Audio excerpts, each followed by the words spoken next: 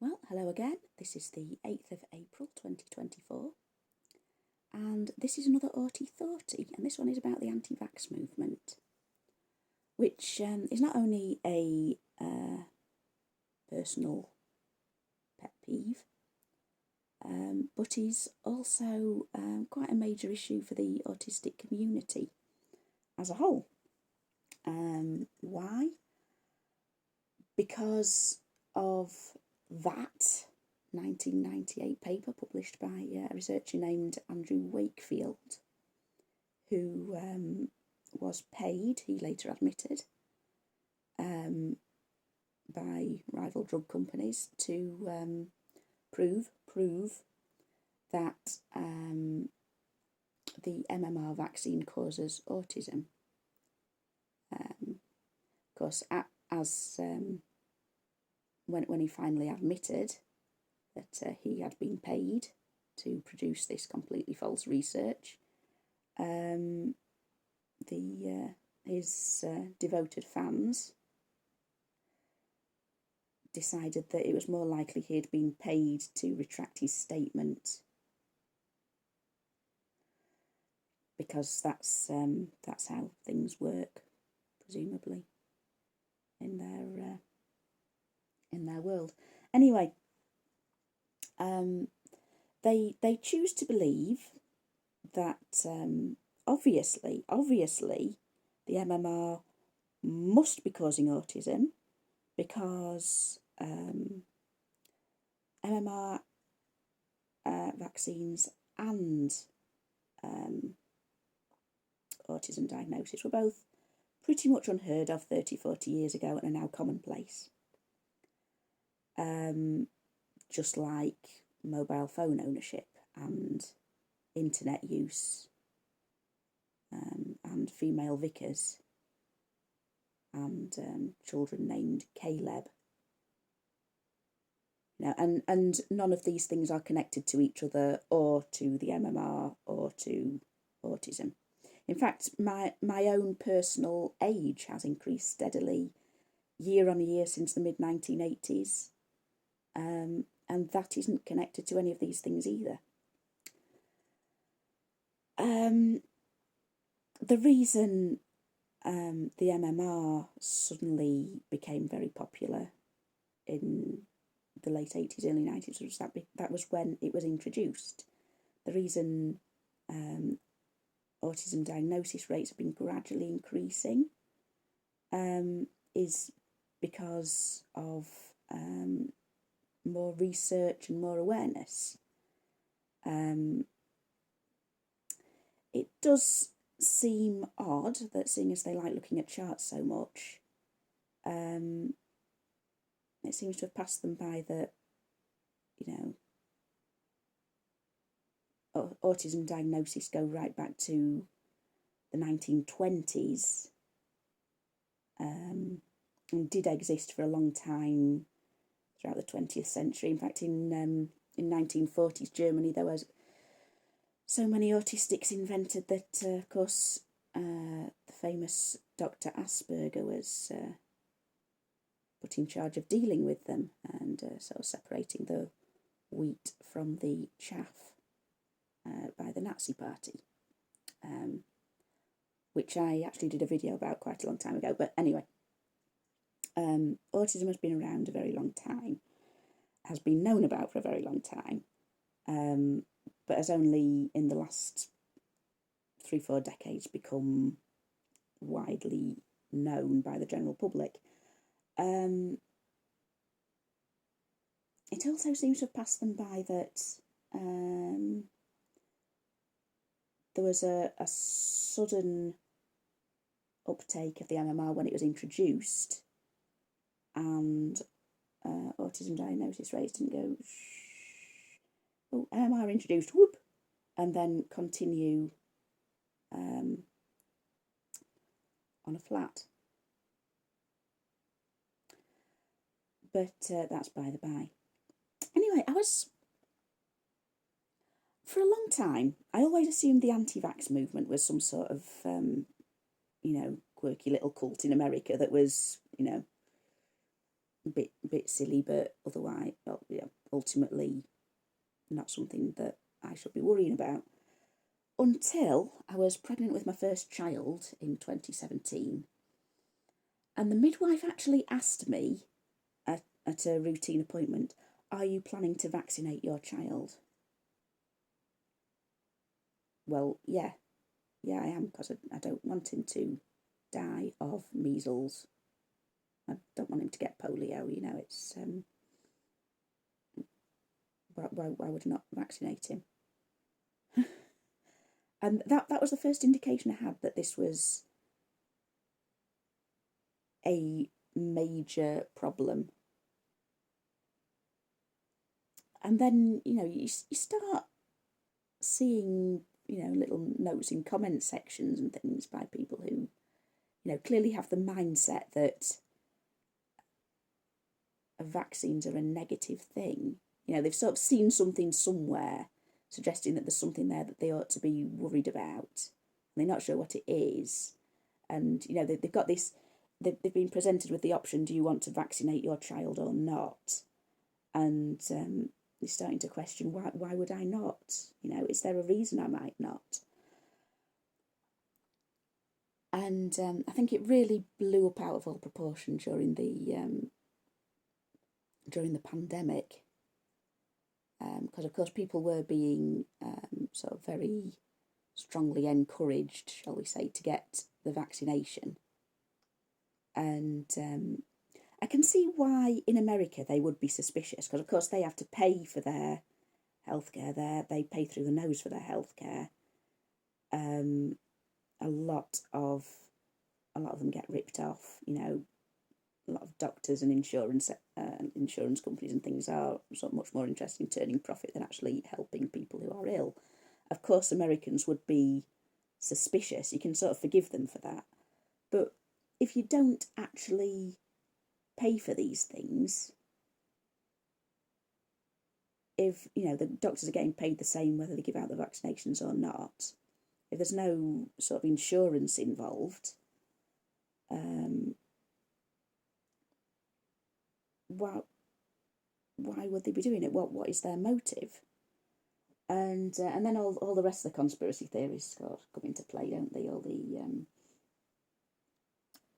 the Illuminati and the Jewish paedophile space lizards and so on, which I don't really have any indication of how many people actually believe in that kind of thing.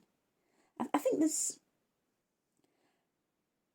in a way, there's something fairly positive, or something that can be painted in a positive light. There's sort of suspicion of authority.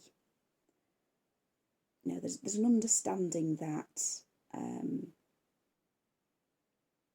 there's some kind of upper class that's mysterious and lives by its own rules, and we're a subject. But it's so misdirected. That they end up fighting a completely imaginary enemy. And it goes off in so many different directions as well. I mean, there's a group that I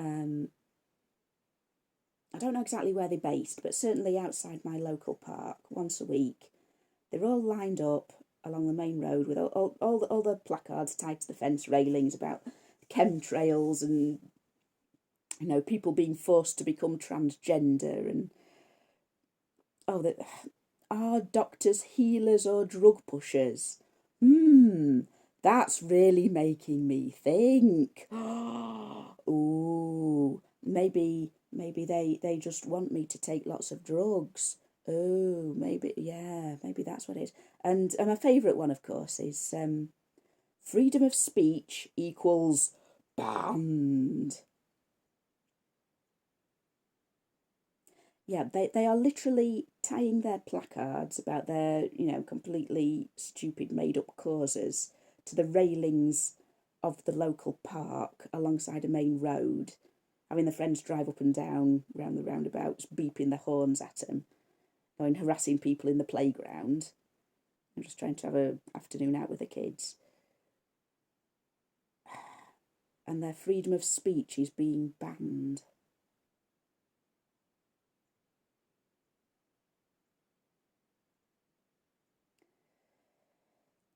That's what we're dealing with here. That's a sort of level of logic and understanding of what words mean that we're dealing with when we're talking about the conspiracy theorists. And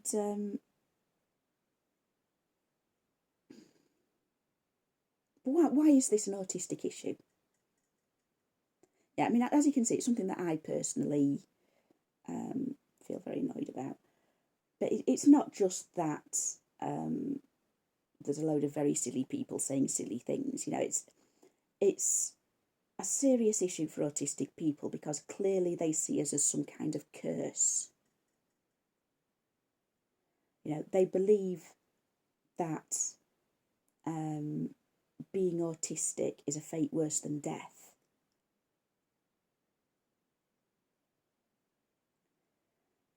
They believe that having a lot of us around is very much a negative thing.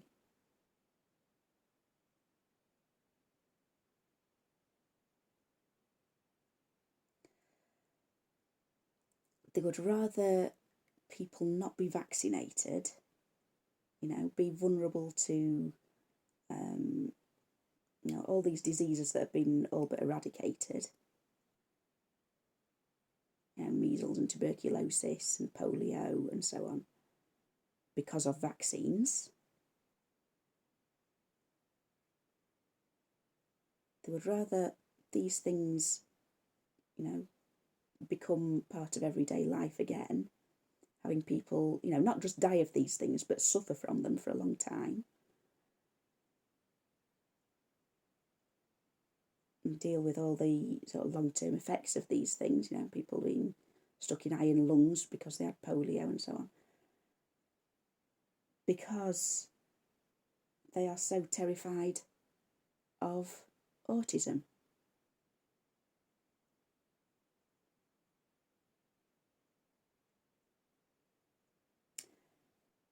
I mean, there's other groups of people they seem very scared of as well. I mean, transgender people. They really have a bee in the bonnet about transgender people.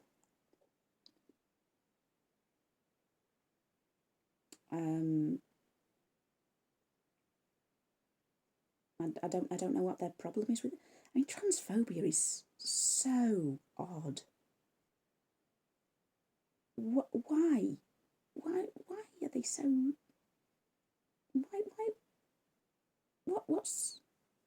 What bothers them about trans people in particular? I mean, they're such a small minority and so harmless, but they want to pull up these statistics about there's been a sexual assault by a trans person in prison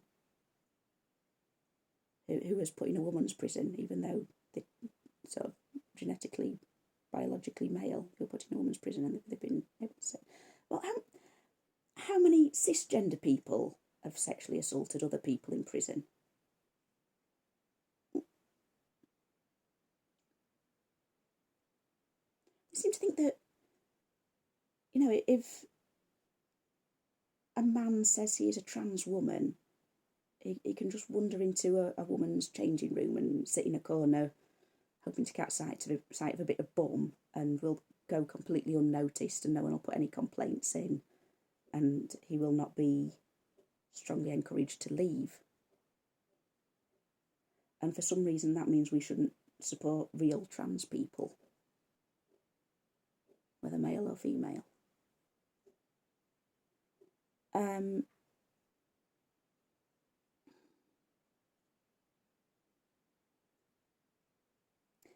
It's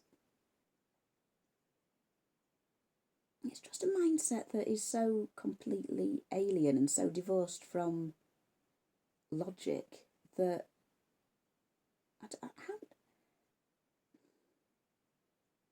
it actually kind of makes me despair, to be honest. I mean, obviously, there are people pushing this message because, someone somewhere is making money out of it. Once you've got your 10,000 subscribers on YouTube, every view generates revenue. Whether it's people who are really genuinely interested in what you say and think you're speaking some sort of suppressed truth, or whether people who are just kind of curious, or whether loads of people are watching saying, "Ha, look at what this idiot's saying now." Every view generates revenue. So if you do want to say something controversial, you are more likely to get those views. Not everybody who subscribes to the anti-vax viewpoint is going to be buying books and attending seminars and so on, but enough are that there are people making a living out of these things, making a good living out of these things.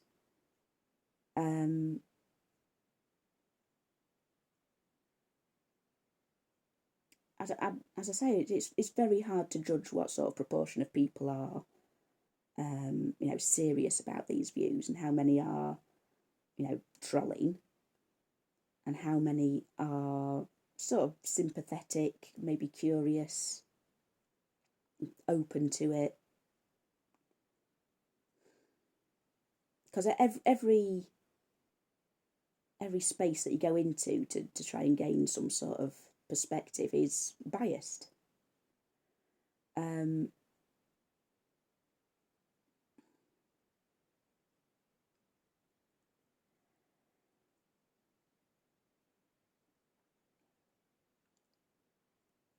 I think it kind of shows up. One of the limitations of the internet generally as well. I think the internet itself could be the ultimate democracy. Absolutely anyone can express their views, can have their platform, can be heard, can debate ideas.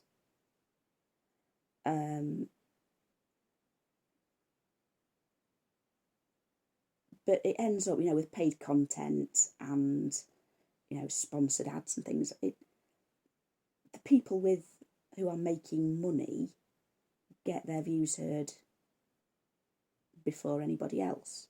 You can push your website to the top of search engines if you bung them some money. You can advertise your YouTube channel if you want. You can, well, if you want, if you have the money to do so. That's what I intended to say. People who are already influential immediately have a large following.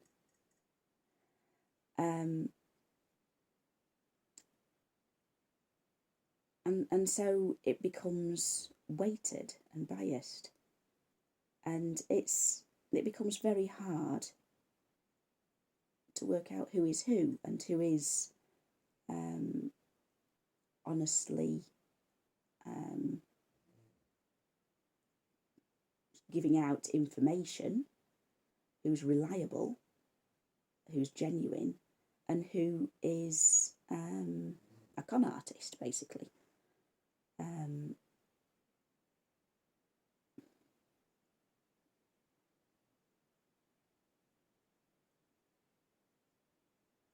mean,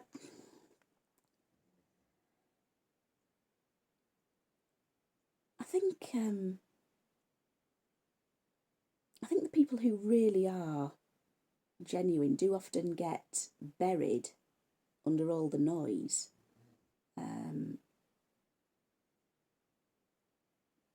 And there are a lot of hidden gems online. You really have to go looking for them and wade through a lot of crap. And, not everyone has the time for that, or the energy, or, knows what they're actually looking for. And again, this is a difficulty looking up anything to do with autism generally. There is so much misinformation. There's so much outdated information. There's so many people who think they know what they're talking about but haven't got a clue. There's so many people being malicious towards us. And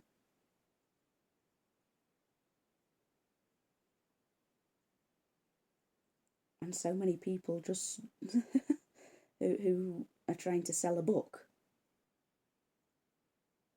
It's it becomes very difficult to know what is reliable.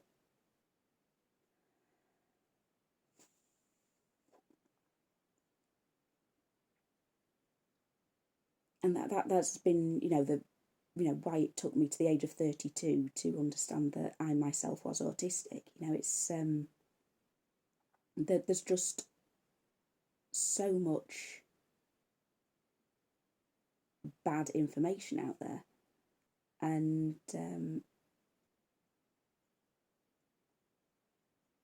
so much conflicting information, so much put up in bad faith by people who do not care about us or who are actively hostile towards us. And again, you think, why would someone be actively hostile to autistic people? What danger are autistic people posing to others? But they honestly seem to believe that we are a burden on society, or that we've been created as some sort of minions of, I don't know, Bill Gates or someone. He's a popular one amongst the conspiracy theorists, isn't he? Bill Gates. No, he made some computers. He must be evil. I don't know. I don't know why do they hate Bill Gates so much in particular? I don't know.